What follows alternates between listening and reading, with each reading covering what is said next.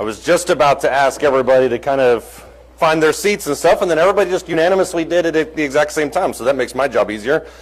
Mostly I didn't want to kill the mood because I heard all the conversations were very joyful and seemed like everybody's having a good time. This is going to be a little bit of a depressing class. It is that way on purpose, as I've mentioned the last couple of weeks. This one is the one that I did not try to make, I didn't try to sanitize it at all. I really wanted, when we talk about the crucifixion of Jesus, I really wanted to kind of get intense as respectfully possible, to kind of talk about what it actually felt like to talk about Jesus going through the cross. That being said, as you'll find out in an hour or so from now, I also asked the elders if I could do a communion talk kind of in alongside that. It'll be about 1 or 2 minutes, so we're going to be doing that as well. But this is designed to be a very intense class. The caveat for this whole thing is I am not a doctor. I do not know the ins and outs of the human body as well as some people do. So if you are an EMT, if you have first responder training, you understand this better than I do, please raise your hand and feel free to talk about it more, because I don't want to overlook anything. I certainly don't want to make any mistakes. Before we get started, I didn't see who had, who does? Cody. Cody has the first prayer, so we'll go ahead and ask him to lead us in a word of prayer. Pretty good. Heavenly Father, we're thankful for this day. We're thankful for this time that we get to come here and study another portion of thy word. We're thankful for our teachers of the hour. We pray that you will bless them with the ability to teach and bring the lessons that even the youngest hearts might understand. We pray that will go through at this hour. We're thankful for the ones of our number that have been able to return to us. We pray for the ones that are unable to be here for whatever hindrance may be listed. Maybe be back with us the next point in time, be thy will.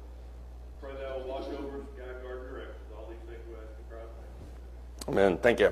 Before we go too deep into this, I do want to make mention of the fact, too, that everything that we're talking about today is literally the tip of the iceberg. When it comes to crucifixion studies around Jesus, it's arguably the best discussed kind of death in human history. And so if you're interested in this, there are literally entire academic volumes dedicated to this. A lot of these are contradictory. Surprisingly, a lot of them agree on different things. And so you'll find a lot of unanimity amongst it, but there is also quite a bit of disagreement about here or there. We will present this morning kind of the best possible kind of idea and pathway through all of this. But that being said, I understand that there are kind of disagreeing opinions. When you talk about Jesus' state before all of this, though, what kind of condition was he in before any of the trial and crucifixion took place? What kind of physical state was he in before all of this? Before he was arrested and all that? Go ahead, Curtis. Okay, I'm actually thinking about before that, but you're right. I mean, before the crucifixion, there's the deep anxiety. That is what we're going to talk about a little bit. Of course, you have to point it right at it, I think. There it is. So you're right. You do have the anxiety. We'll talk about that here more in just a second. Before the garden, before all that, what kind of physical condition was Jesus of Nazareth in? Chris, go ahead. Yeah, I think that sometimes falls by the wayside. When you look at a lot of Renaissance paintings, you kind of get this impression of somebody, not dainty, because I would never use that to describe him, but he looks more effeminate than he does not. The actual representation of Jesus is probably very robust. He's a very healthy 33-year-old male, comes from a very working class kind of industrial background, so he is obviously in fantastic shape. And that's kind of the juxtaposition of this whole thing, is when you think about the position he was in beforehand and the fact that he dies in less than 24 hours, despite all the different things that are designed to prolong his death, it actually shows that there's quite a bit more that happens there than just your standard quote-unquote crucifixion. So, yeah, in fantastic shape. By the time he gets to this crucifixion, that's where you have the anxiety that creeps in. The hematidrosis, I'm probably butchering that word, but hopefully you kind of get that. That's the sweat that's as drop as blood. There's some disagreement about this. The argument goes that maybe Luke was talking about the sweat as drops of blood, not actual blood. There are other confirmed accounts of the fact that when you're under extreme duress, the capillaries around the body break and actually pulls inside the sweat glands, these types of blood vessels. So it is an argument, I think, for both of those ways. I don't really care which way you take, because the ultimate idea is that he was under an incredible amount of anguish. He was also sleep deprived. I think you can make a strong argument for that. When Jesus is crucified, how long had he been up by this point? We don't know if he took a nap, by the way, on Thursday. That's beside this whole thing. But how long had he been up by that? More or less had been up all night, and he had been kind of moved from place to place, and so the principal figures in his arrest and trial are probably able to rest, but he himself is not able to really move and really take any kind of a nap himself. What kind of effect does that have on the human body? If you have young kids, I would absolutely expect you to answer this. Cameron, that was about the best lead-in I could possibly give you. Well, Right. And the betrayal of his own people. So to add all of that on top of the sleep deprivation just makes it really difficult to process. Yeah, that's the thing that sleep deprivation oftentimes does is it increases disproportionately the effects of emotions on the body. And so if you're already prone to anxiety, if you're already stressed about it, sleep deprivation is only going to make that worse. Which I say that not to say that he was under even more. That's a very simple statement to make. But the fact that he answered as well as he did during the trial, I think, shows the level of control he has. And that's something I really want to highlight through this discussion as well. So you have the sleep deprivation that's built into that, and then you also have the thorns in the scalp. This is something also that kind of falls by the wayside. In between the scourging, all these different things, he's had a crown of thorns placed on him. These thorns are most likely at least an inch long, depending on which exact type of thorns you have. But it's not just that the thorns were placed on his head. What happened as soon as they were placed on his head? Go ahead. They started striking him with rods on the head. Right. He was then beaten with rods on top of the head, and the thorns actually going inside the temple, which probably produces a level of blindness just because the blood is either pulling in front of the eyes or inside the actual eye sockets themselves. So he's already under intense kind of pain at that point. Then once he's scourged, you put the robe on him, then he's kind of paraded around for a period of maybe 30 minutes to an hour, and then you rip the robe off of him, which is going to open up all those wounds all over again. So that's obviously going to have quite a bit of blood loss. Then you also have the dehydration, the fatigue, and of all the things that are going to play into Jesus' death, dehydration is probably going to be near the top simply because of the massive amount of blood loss. So dehydration, fatigue, the massive amounts of walking he's doing, the emotional anguish, all that's there. And then as we've also mentioned, the emotional trauma. This is something that often we don't talk about as well because we think that Jesus is immune to that. But what happens to Jesus' apostles and basically everybody in his inner circle whenever he's arrested? Everybody scatters, with the possible exception of John and Peter. John is at a distance. He's then Moses near the cross with a couple women. Peter is in close proximity for a period of time, but the Gospels are pretty plain that everybody deserts him. I understand that Jesus knew this was coming, but what kind of effect is that going to have on you? In your hour of trial, everybody deserts you. Paul? We also see a certain amount of emotional support with those around us, like in your hospital or whatever. Mm-hmm. So that's a tremendous boost to have people around you that are concerned about you. So to just desert you would be very traumatic. It would be traumatic to a certain extent, and it was kind of be up there with the sleep deprivation in terms of heightening the anxiety and the emotion that's around it, because when you look at, for instance, Jesus in the garden, he comes back on 3 different occasions to find the apostles sleeping. That's disheartening to him. The text is pretty clear in at least 2 of the Gospels that he's under extreme anguish and duress at that point. So the idea that his people are not there with him, I mean, they're there physically, but they're not spiritually, emotionally there, that's going to lay quite a heavy blow on him, especially when you factor in what he says, "Why have thou forsaken me?" I understand that's not God forsaking him. That's a nod to Psalm 22. But he's very isolated and alone at this point, and I think that only adds to that. Let me ask you this question. This might be either the simplest or the hardest question that we can ask this entire morning. How exactly did Jesus die? You can't say crucifixion. That's a catch-all word for all of this. How did Jesus actually die, Ray? Suffocation. That, hanging by your arms there, you can have your feet for so long, then your legs give out. Right. And when your arms are up like that, it takes your lung and stuff and eventually cuts them off. Yeah, suffocation is pretty much the unanimous agreement across the board, with the exception of maybe 20% of different people that believe otherwise. But there's almost unanimous agreement that suffocation is the thing that eventually killed Jesus, primarily because of the way in which crucifixion is designed to make you have to take a breath. You have to increase your diaphragm. You can't do that if your legs are broken. You can't do that if you don't have the strength to do it for other reasons. So suffocation is generally thought of as being the primary vehicle for it. The other things like the scourging and all the other stuff, Yeah. and all that stuff, that's enough to kill me, But, Yeah. he had to follow through with everything. He knew that part. And back to the other thing about the stress on him. Mm-hmm. He knew how he was going to die. He knew how it was going to feel. He knew it was going to be painful, very painful. And every hour or every minute it ticked on the clock, he got closer and closer to that hour he was talking about. And Yeah. that would be enough to stress anybody. It would be. It's actually remarkable he was able to function that last week at all, knowing exactly what would happen to him.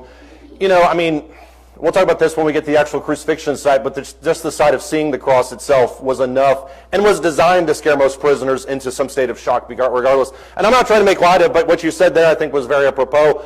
I counted at least twice that I would have died just on the way to the cross and going through this. And so the fact that Jesus survived this long is a testament to his strength and his physical abilities regardless. Go ahead, Paul. I mentioned this a few years ago, but I saw a National Geographic special years ago about the crucifixion in general, not just Jesus. And they found the 6 top athletes in the world, and they brought them in and they built a cross like this with an electric platform at the bottom they could raise it for. Mm-hmm.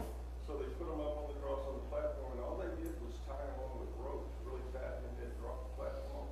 The guy that lasted the longest with no other problems except being tied to the cross lasted 6 minutes. Yeah, that's, yeah. How much stress was on that guy? Yeah, and that's a whole other field of this, which, as you kind of alluded to, which is suspension trauma, which I had never once thought and considered this, but we'll talk about this a little bit more here in a second. But the idea that, and this oftentimes happens to hikers and climbers, but whenever you're suspended in your harness for a long period of time, the fact that the blood pools into the lower extremities, that can create quite a bit of issues too. So even just the suspension trauma is enough by itself. So you're right, there's multiple ways. Go ahead. Brady, a lot of times people don't think about, once they have him nailed onto the cross, they've still got to raise that cross up and drop it down into the hole in the rocks. The extreme drop Right.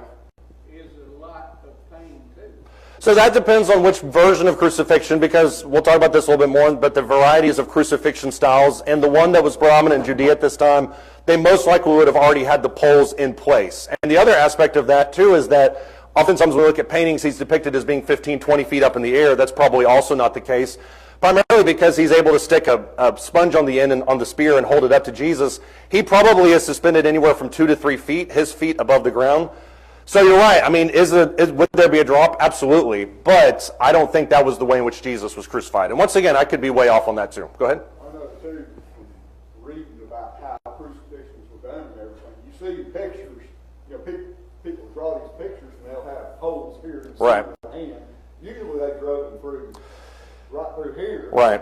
And then probably through the ankle, over the foot and everything. I've seen pictures where they found the remains of people who had been crucified where they would have to just cut the foot off because they couldn't get the nail out. Yeah. It was so driven in there Yeah. in such a way that, it just wouldn't. There's one example of a man named Jehohanan, which was discovered in 1968. And you're right, the crucifixions, to me, to my knowledge, is the only actual archaeological evidence of an actual crucifixion. There's lots of documents, lots of things around it. But his bone was actually still attached to the nail because, as you mentioned, it was actually implanted into a knot in the wood. And so when the people took him down off the cross, they weren't able to dislodge his foot from the cross. And so they cut the wood around it, and that's how they buried him. So, I mean, it is, you're right. And driven into the nails, it's up very much into the wrist. That goes with the Roman soldiers' tendency to inflict as much pain as possible. There's a reason why, besides the simple rigidity of the hand, why you would put it in the wrist. We'll talk about that too. So, yeah, I mean, there's lots of things I think that you can look at. When Ray talked about a second ago about the idea of crucifixion and the scourging, all of those are events, but when you look at it, if I can use the phrase in a medical perspective, which I'm completely unqualified for, there's several actual factors that contributed to his death. One of the ones that has come up quite a bit is the idea of a blood clot. This is a natural thing. Jews from this time period have a higher rate of embolism than other races in the world at that point. So you do have the possibility of a blood clot when you mix that with extreme trauma, which would also cause a heart rupture. There's a point in which he's beaten. You mentioned that. It's very possible some of those blows landed on the interior of his chest might have caused a heart rupture at some point. Suspension trauma, which we've discussed a little bit so far this morning, the idea of him just hanging there for a while. Suffocation is by far the most likely theory. I think that's probably the final one that kind of contributed to this idea. One of the things I never thought about was hypothermia, and I never really had considered this, but when you factor in the idea that Jesus was possibly crucified in early April in Jerusalem, the temperatures around that time period range anywhere during the day from 45 to 55 degrees Fahrenheit, which is one thing if you're fully clothed, but what was Jesus? He was stripped naked, and he was covered in his own blood and sweat. So that's only going to contribute to the factor or the other things that are going to affect him at this point. You also have dehydration. That's going to be a part of it. And then you also have shock, or more specifically traumatic shock. All of these things are factors that lean into it. The best thing that I can think of to kind of define one way or the other is just simply all of the above. And that's the real issue when you look at Jesus' crucifixion, is it wasn't just one thing or another, it was the factor of all these things together. Yeah, we were discussing the pain of the cross. Right. And whether or not he was lifted on the cross or he was nailed on the ground and knocked. Right. Okay. Well, if they have to pick a person up and put him on that main beam, Right. cross, that's Yeah, it's going to be horrendous no matter which way you look at it. And there is quite a bit of evidence that shows that people that are under extreme amounts of pain, the body has a way of recalibrating to where you don't feel the intensity of it. I have no way of knowing if that's true in Jesus' case, but you're right. I mean, it's just every level of this adds more and more to the pain. And that's why I wanted to go through this, is because we think about the nails, we think about scourging, we don't think about these other factors that really led into this as well. Yep. the whole thing about it all, it never said that Jesus fought or he struggled or whatever. From what I'm gathering, he just laid there because he knew what he had to do. Right. He laid there and let them drive those nails through. See, now you're going into my communion talk, but yeah. He would have done carry that cross and be dragging it across the country trying to get away from these people. But he laid there and just, nowhere in the scriptures does it say he fought them or struggled or grunted or strained or anything. He just let them do it. Yeah. He knew what he had to do.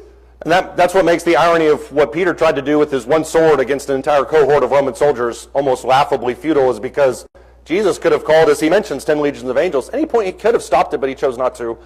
But you're right about that. He could have stopped it, his trials, crucifixion, any of that type of stuff. But he also seems to, when you look at the text, it almost seems like he embraced the experience fully because of what it was needing to be.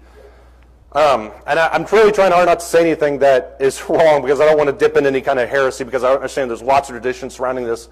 But yeah, I mean, just the fact that he didn't remove himself from any of it, I think is another noteworthy aspect of it. The combination of these, in my opinion, is probably the real reason for it. And if I'm pronouncing this right, trauma-induced coagulopathy, Chris can correct me on that later, may have been a contributing factor, if not the primary factor, in Jesus' death. And this underlying part is the main thing that I want to talk about. It would explain how Jesus' death could occur so rapidly, namely 6 hours rather than several days. And that's, I think, the awkward part of this whole thing, is because when Jesus dies as quickly as he does, and they report back to him, Joseph of Arimathea goes and asks for the body, Pilate is surprised that Jesus has already died, because the Roman soldier's job was to keep him alive as long as possible, not just for the torture aspect of it, but because this is essentially your poster for what happens when you go against Rome. So the idea that Jesus died as quickly as he did lends itself to the idea that the Roman soldiers failed in their job. So Pilate is surprised, the soldiers are surprised, but it's this combination of all of these things that kind of contribute it more than anything else. You also have 3 different distinct moments, and this is another part of this whole thing. There are 3 distinct moments in which you can mark Jesus' progression of his pain from start to finish. Obviously, the first one, we're going to talk about these in sequence. The scourging is by far the most intense aspect of this pre-crucifixion. Immediately after that, you have the walk, which is not an easy walk, even if you're in good shape by this point. So the walk is there as well. This is more of a marker to show exactly the physical condition that he was in at this point. And then you have the literal crucifixion. All 3 of these different moments present their own certain criteria, their own certain moments that would heighten and accentuate the pain. And it just lends itself to a horrific death from start to finish. Arguably the worst death that anybody could possibly undergo in the history of the world. And I don't say phrases like that often. Does anybody have any thoughts or comments on any of this? Yeah.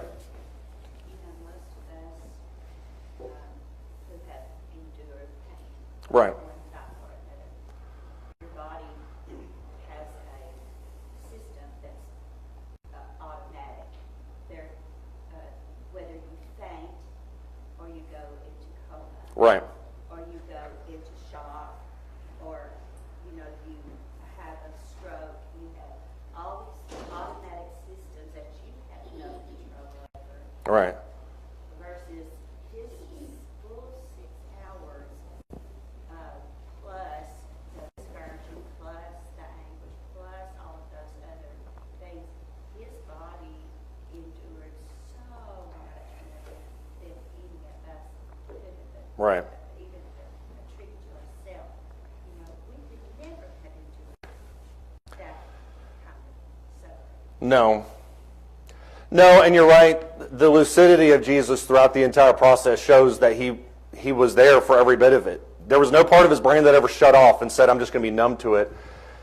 I mean, you can go into your own reasons for why. What's that? Yeah. Right. One last plea, forgive them, let Mm-hmm. them know what they're doing. Yeah. To the very last. To the pardoning of the thieves. Yeah. I give myself to you. I finished. Yeah. I finished. Well, and this was something I wanted to save for near to the end, but one of the subtleties of this whole thing is when you're talking about the lucidity of Jesus is the fact that at least on one occasion, if not twice, he's offered gall mixed with vinegar. And the gall that's there is a combination of myrrh, which is a numbing agent. So the idea that they're trying to get to him, this is an act of mercy on the soldier's part, is not to quench his thirst, but to numb his nerves. Jesus refuses that because of the reasons you talked about, because there's still things he's accomplishing. Even once he's nailed to the cross, there's still things he's doing, which just shows why he's willing to go through all this. And we could talk about this for hours. This was a really hard class for me to put together just because of this was a dark couple of weeks for me in dealing with this. But I think it's important to understand the depth of love. So that's kind of where I wanted to get on all this. The first aspect of this is the scourging. How bad was the scourging? That's a silly question. How bad was the scourging? Bone deep? Go ahead. The intensity of it, historically speaking, it would sometimes rip the skin off and even to the point where the bone was exposed. Right. It was so bad for Jesus that they didn't even recognize it when they brought it back out to see the hole. Yeah, you can almost feel the audible gasp from the crowd when they see what they wanted. I mean, they asked for blood, they got blood, and they probably weren't even prepared for it, which shows the enmity and the anger that they had towards Jesus, that they're still demanding crucifixion, which is a whole other study by itself. Go ahead. The thing about scourging is these people that did that, that's what they did for them. That's their job, so they were really good at it. And those whips or what are cat o' nine tails, they had pieces of bone tied into them with little rocks and stuff. Mm-hmm. So we would really dig into the skin and you would break the skin and stuff. Right. The whole object behind this was, to give that effect to other people, like if you ever got scared, okay, let's don't do that crime or whatever, Yeah. It was so bad. So like I said, people more than pay professionals to do this. They were, and if I can kick back on that a little bit, and I certainly don't mean this in a demeaning way, that's the least of Jesus' concerns, is the fact that they're paid to do that. But you're right, they're very, very good at this by design. Shell, and then we'll keep going.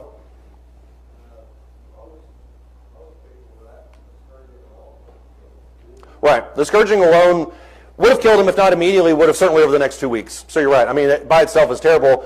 The flagrum which is used is more than just a whip, which, by the way, if you're interested in just how bad the whipping itself would have been had they not had any of these other accessories to go along with it, there's a picture online of a slave that was called Poor Peter. He was an escaped runaway slave.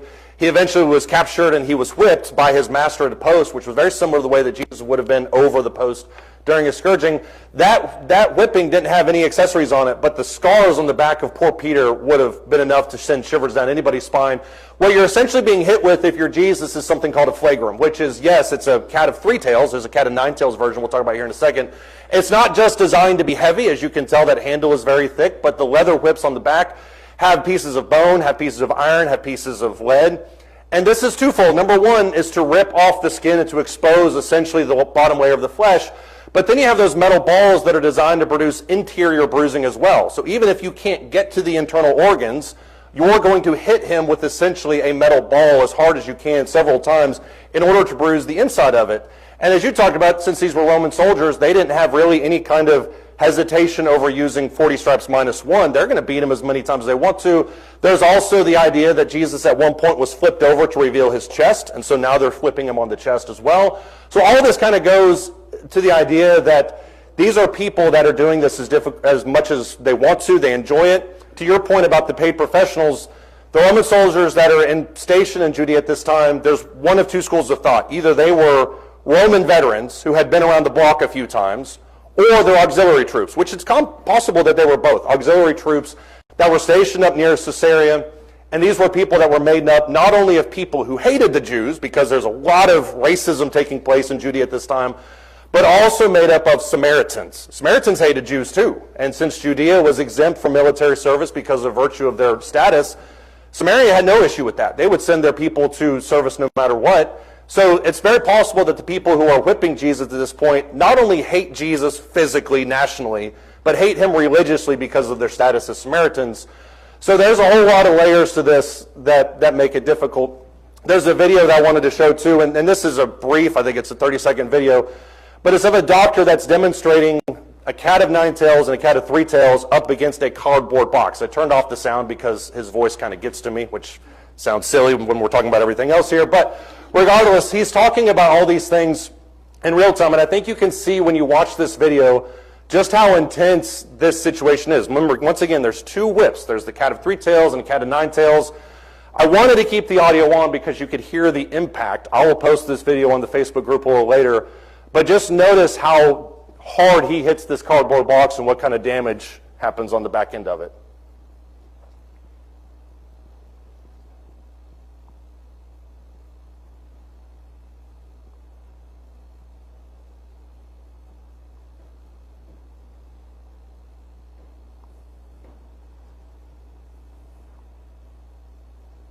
So that's 5 hits. The third one wasn't really that good of a hit, but you can see the damage. There's styrofoam on the inside. Now he switches over to the cat of 3 tails, which you would think, well, this is obviously going to be a little better. The problem with that is the cat of 3 tails is much faster. So when you're hitting them, not only are you hitting them more intensely, but you're hitting them at a much greater speed.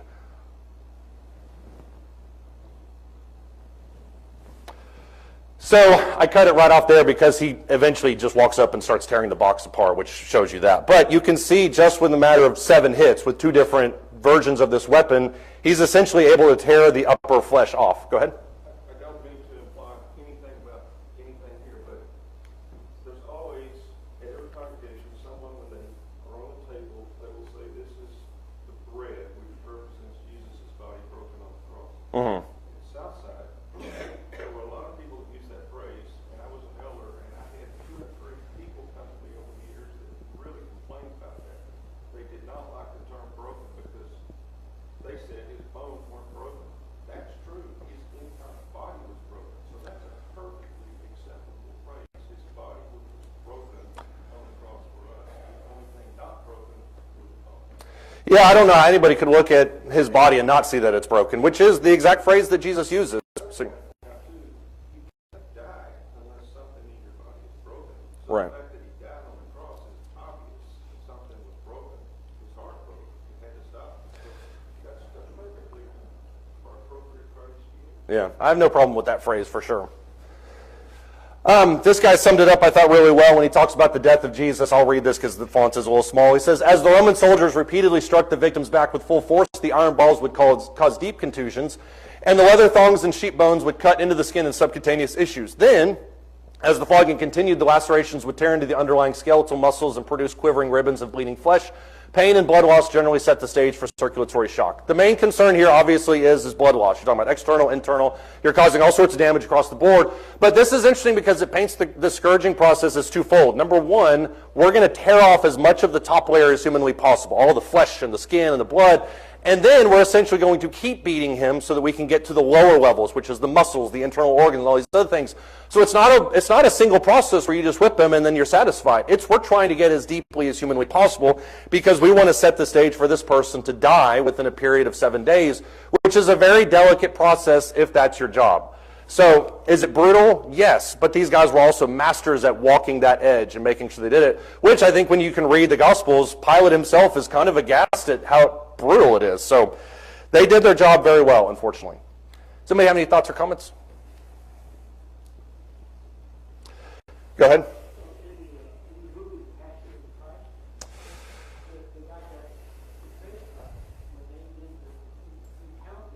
Mm-hmm.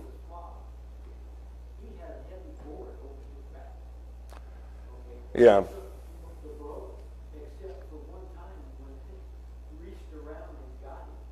Yeah. Yeah. Yeah, I was wondering how long it would take in this class for the Passion of the Christ to come up, because I remember when that movie came out, and I watched it in theaters, and it was very intense and very vivid, and it's very accurate. I mean, I think it sensationalizes some things, but I don't have a problem with that because I think you probably can't go overboard when you're discussing this process for Jesus. That's my personal opinion. When you move to the walking of Jesus towards the hill itself, that's a whole other story because already at this point he's arguably in horrific condition, probably will die within the span of a week or two anyways. But he's so weak that at this point they have to press the passerby, Simon of Cyrene, father of Alexander Rufus, to bear his cross, which is a side point. The fact that Luke gives his name, or Mark gives his name, and then also you see Rufus mentioned in Acts. Probably Simon of Cyrene, there's a lot of traditions that eventually he became a Christian, which I don't know how you wouldn't if you're this guy. But this walk itself is pretty interesting because the walk is about 600 yards, but it's over very unequal terrain. The crossbeam that he's forced to carry, at least for a period of time, is anywhere from 75 to 125 pounds, which carrying something like that for an able-bodied man over up and down terrain is going to be tricky by itself. But then you bring in the fact that he's doing it while critically injured is a whole other issue. Then you read into the idea that not only is he doing all this, but he's doing it in front of a crowd of people that are screaming at him, which adds a whole other layer to this. Look in Luke chapter 23. We won't be able to read very much today. We'll save that for next week. But I did want to kind of read this because this is an interesting note that I think only Luke records. Luke chapter 23, starting in verse 26.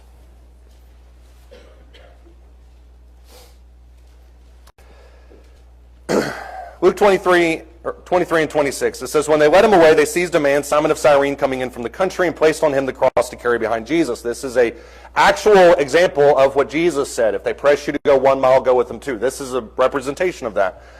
Verse 27, following him was a large crowd of people and of women who were mourning and lamenting him. But Jesus turning to them, and this is when he's in the middle of this walk, by the way, says, daughters of Jerusalem, stop weeping for me, but weep for yourselves and your children. For behold, the days are coming when they will say, blessed are the barren and the wombs that never bore and the breasts that never nursed. Then they will begin to say to the mountains, fall on us, and to the hills, cover us. For if they do these things when the tree is green, what will happen when it is dry? Verse 32, 2 others also who were criminals were being led away to be put to death with them. So this is a death train, in a sense, with 3 people in a row here. What is he talking about in that verse? Go ahead. Talk about the judgment that's coming in AD 70. Right. The destruction of Jerusalem that's coming 40 years down the road, which, I mean, there's lots of things you could say about that, but the fact that he turns away mourning for himself and says this is really what you need to be concerned about speaks volumes about who Jesus is at this point. But also the fact that he's, as we talked about a second ago, as lucid as he is, that he's able to have this conversation with these people, I think says quite a bit about him as well. So physically he's in great shape. His great shape is going to carry him through this, at least until he gets to the cross. This is an example of the crossbeam that's designed to, well, it was. I can find it. This is an example of the crossbeam that is designed to carry on his back. Obviously, he wouldn't be forced to carry it with his hands because his hands probably didn't have the muscle strength to really hold it up. They would lash it to his back. He's half blind. He's exhausted. He's dehydrated. He's sleep deprived. He's probably freezing. He probably can't even see the rocks that are in front of him. And that's probably the reason why they compelled Simon of Cyrene to drag it for him, is not because of mercy, but because of time. We got to get this guy up the hill, and we got to get him crucified at ASAP. So that's why they bring him in. Jesus most likely stumbling all over himself. There are various types of crosses that you can look at when it comes to what specific type of Jesus was crucified. There's one that's called the crux emissa. This is the traditional Latin cross. This is the one that he most likely was crucified on. The crux emissa is a different version of it. The main difference here is it doesn't have a slot above the head for the sign that was on Jesus' cross. That's how you know there's a difference between the two. Then you move a little further in Roman history. You've got the crux de Cruseta, which is the St. Andrew's cross. The tradition surrounding Andrew the Apostle is that he goes to Scotland. He's crucified in an X-shaped formation. So this is another version of it. Also shows the fact that crucifixion wasn't a strictly Roman thing. The Persians, the Egyptians did it before them. The Romans just became very, very good at it. If you turn the clock back 400 years, most likely what you would see in these Persian nations is the crux simplex, which is essentially your body on a single pole in the ground, nailed through the top and nailed through the bottom. It was very economical, it was very feasible, but it ultimately didn't provide the shock factor and the sign placement that the Romans were looking for in their crucifixion. This is kind of a side point, too, when you think about the problem with the cross in general in today's world, is you can't look at really anybody who claims to be a self-proclaiming Christian and not see them without a cross necklace, a cross tattoo. This is not a recent problem. This is something that Christians were accused of 2,000 years ago. Marcellus or Minucius Felix was a Christian in the 3rd century, had something to say back about this veneration of the cross. He's talking to a Roman. He says, as for the adoration of the cross, which you object against us, which is you're calling us idolaters, I must tell you that we neither adore crosses nor do we desire them. This is not something we want to do. You it is, ye pagans, who worship wooden gods, who are the most likely people to adore wooden crosses, as being part of the same substance of your deities. They're accusing Christians of being idolaters because we've looked towards the cross for our salvation. Felix kind of puts it in different terms when he says, look, we don't idolize the thing. We just understand that that's where our salvation came from, which when we talk to people in today's world, I think that's probably a good delineation to make as well. Somebody have any thoughts or comments? Ray, go ahead. One more thing, dehydration, I know a lot of times we just say, oh, he's dehydrated, but you don't understand what that does to the body. When you're very dehydrated, I took a bunch of scouts. We hiked seven mountaintops in 10 days. Right. And they told us you need to drink a gallon of water a day, but what you do is big. Right. Well, one of them didn't do it. One of the things that did to him, he started bleeding Yeah. in places, out of his nose, his mouth and stuff, and combined with all this blood loss from the beating and the thorns and the dehydration, that was enough pain right there that it should have killed most anybody. With that being said, Jesus had to be in great shape to survive all this. Right. Each ordeal in itself was a punishment. Yeah. Everything from the thorns on your head to the scourging to carrying the cross, to laying there and being nailed on the cross and all that. Each one of those itself was a punishment that should have anybody normal. That should have been enough. Okay, don't do this again. Let's go. They did all this to Jesus. They wanted to make sure that they got their money's worth out of their punishment. There are, to that point, and any one of them would have killed a normal human being. To that point, there are people extremely wrong-minded, in my opinion, that crucify themselves, allow themselves to be crucified around that time of year because they want to simulate this cross. And as horrific as I think that whole process would be and how I feel it's absolutely unnecessary, nothing can simulate this. I mean, there's nobody that could simulate this type of action. And I don't know, I have my own thoughts about that. But the pain is next level. Everything is next level for a very specific reason. Sandra, do you have something? Okay. Anybody else have any thoughts or comments on that? Yeah, Ken? Amongst all of the rest of this, Jesus said there were some things that had to be fulfilled before Right. he died. And he had to have that on his mind as well as all this. One of the things we didn't mention, they flayed his back and then laid him on a rough piece of wood. Yeah. It's Well, he's carrying it on his back. I mean, yeah. Yeah. For a quarter mile up and down rocks, he's carrying that splintery piece of wood, which, by the way, every cross that is being used is most likely being reused. And so it's not as if he's just coming upon a new cross. I mean, this is something that's probably killed lots of other people, has been splintered and has blood on it and stuff like that. So it's not a hygienic environment, and that seems like the worst thing to say about all this. But every way you look at this, it just keeps getting worse and worse. I guess that's the whole reason for talking about this. The actual process of crucifixion is relatively straightforward. When you get to the side, when Jesus walks up to Golgotha, carrying the crossbeam, most likely what he's going to see is the post-installation that's in process. Because these are people that have either carried the beam from wherever it used to be, or it's just still there to begin with. And so they're piling rocks inside. And the psychological aspect of walking up to Golgotha and seeing your post in the ground, regardless of anything else that's ever happened, has to be horrific to just think about that. That's going to be you in just a few minutes. So there's a psychological aspect of this that the Romans really wanted to imprint on these people as well. So the post-installation is there. The person is laid on their back, probably tied to the beam at first, so that their hands don't jerk out of it, because not only do you have to worry about actually nailing it, you also have to worry about them pulling your hand onto it. And so oftentimes the victims were tied to the cross first, very tight. Then you put the nails through the wrists, that was talked about a second ago, straight through one of these nerve endings that was designed to cripple you and yet also minimize blood loss. Then you have the legs at a 45-degree angle, either directly in front of the cross or on the outside. Why do you need a 45-degree angle? Why not just put them straight up on it? I believe it was to allow you to be able to put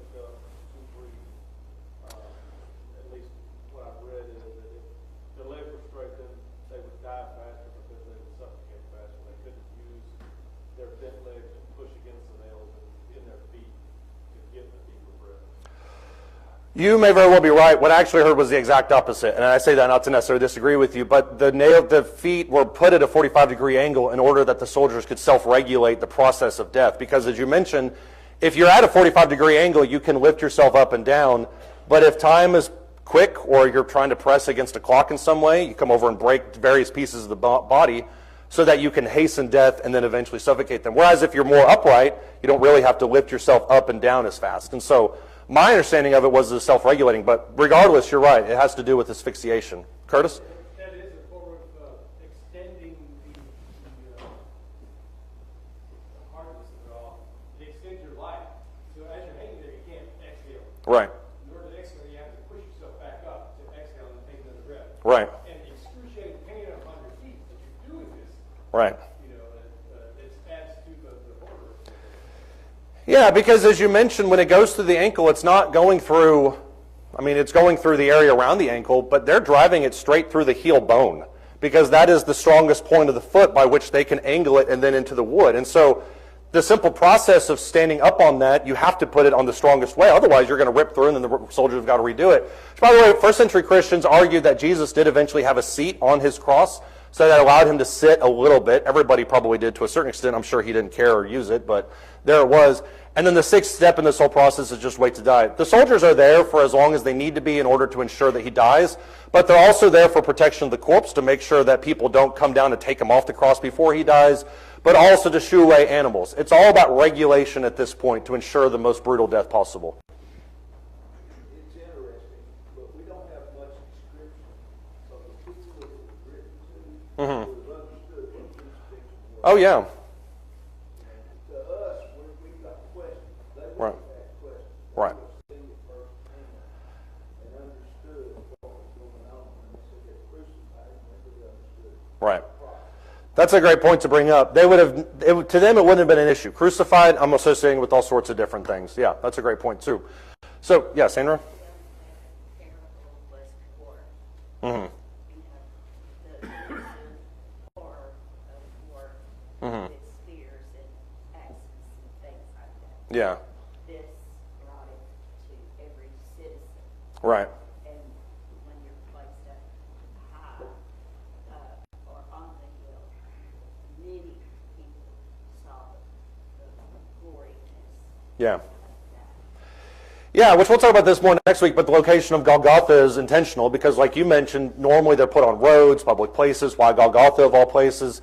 So there's a specific reason why they chose that one, but you're right, it's very visible. And that's why, as you mentioned, if somebody's not familiar with war, well, that's kind of what it looks like. If you want to get more, this is more or less what it is. This is what we do to people who fight against Rome.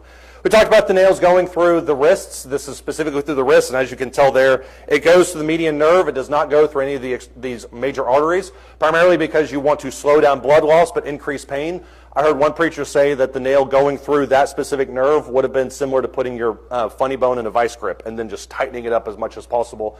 That's essentially what they did to both wrists. Then this is the person I talked about earlier, the Jehu Hanan, which is the nail going through his heel bone. This is not his heel, this is heel bone. So it's a very thick bone that you're driving the nail through and you're put on there. Sometimes they're put on either side of the cross. Most oftentimes it was laid on top of each other because of the breathing issue. But this is what most likely would have happened, and you can see the width and the thickness of that nail as well. This is what we talked about a little bit earlier when Jesus is up on the cross. They gave him myrrh, or wine mixed with myrrh. That's a dumbing agent. They're trying to make sure that you don't feel the pain as much as you did. But he didn't take it. Why did he not take it? We've kind of hit around this so far. Why did he not take this?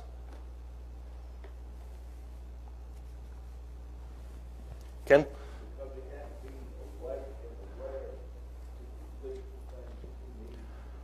Right. Because he still had a job to do. I mean, going through the crucifixion is hard enough. Imagine if you've got a to-do list while you're going through that. I mean, it just there's no escape hatch for him, which makes it horrific. Yeah, Chris?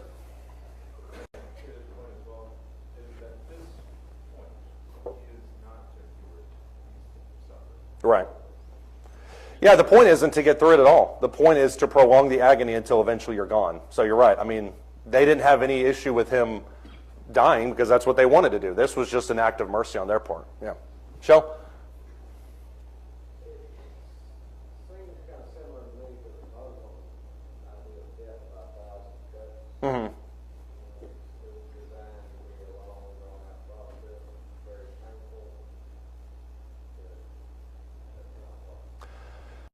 No, and the Romans had other ways of killing people. I mean, they would take you in a sack and throw you off a cliff, or they would put you in a big vat of rats. I mean, they had lots of creative ways to kill you. The reason for this is because it made a statement, and that's what we talked about at length last week. Ken? Was it Jewish law or Roman law that they had not been on the cross on the Sabbath day? That was Jewish law, because as Deuteronomy 21 talks about, anybody who's left on a tree is accursed, and the Sanhedrin gives the Jews, or gives the Christians one in letting them take the body off the cross. I don't think they had any desire to take it off the cross, but they did. Gary? It was kind of hard when we think about Jesus and his persona anyway, being fully deity and fully man at the same time. At any point, he could have used that deity Right. to numb himself or to remove himself in whatever way he wanted, and still kind of completed Yeah. the task. But his choice was to be fully human so that he could be that perfect high priest that relates to everything. He wanted Right. to fully experience that as a person to complete the plan. Right. And as we'll talk about with the communion talk, he does it because he loves us. This last one, I think, is noteworthy because it says that Jesus uttered a loud cry and breathed his last. We talked about how asphyxiation was probably one of the main primary causes. The fact that Jesus talks at this point and then dies shows that the primary cause of death was probably some kind of trauma that was induced alongside asphyxiation. Next week, we will talk more about the spiritual aspect of it, the historical part of this, the legal precedent of Golgotha, and so it'll be a little bit of a switching gears. Thank you, everybody.